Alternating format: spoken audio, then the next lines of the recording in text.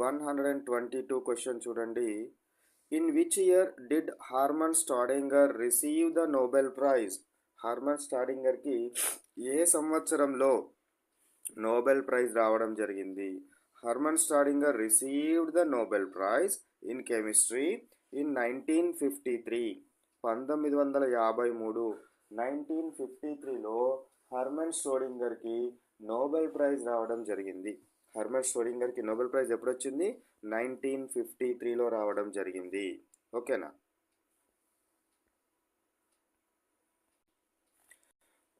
123 question చూడండి. What simple test is used to identify whether a yarn is natural or synthetic? ఇవ్వబడిన దారము natural ఫైబరా లేదా synthetic ఫైబరా అని ఎట్లా గుర్తుపడతాము? The fibre burning test. So fibre burning test first చదువుదాం.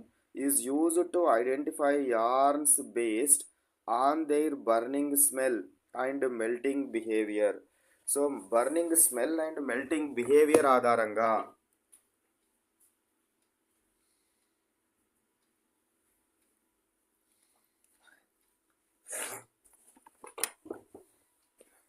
So burning test, burning smell, ఒకవేళ కనుక అది దాన్ని మనము బర్న్ చేసినప్పుడు స్మెల్ కనుక వచ్చినట్టయితే, బర్న్ చేసినప్పుడు స్మెల్ కనుక వస్తే అది మనకు నార్మల్ న్యాచురల్ ఫైబర్. ఒకవేళ కనుక మెల్ట్ అయితే అది సింథటిక్ ఫైబర్. మెల్ట్ అయితే కనుక సింథటిక్ ఫైబర్. ఒకవేళ కనుక స్మెల్ కనుక వస్తే అది ఏం ఫైబరు? న్యాచురల్ ఫైబర్గా మనము గుర్తించాలి.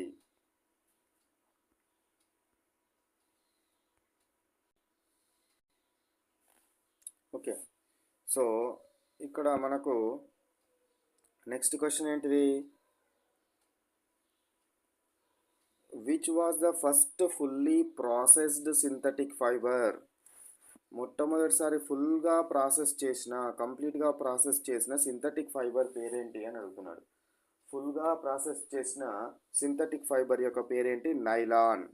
Nylon was the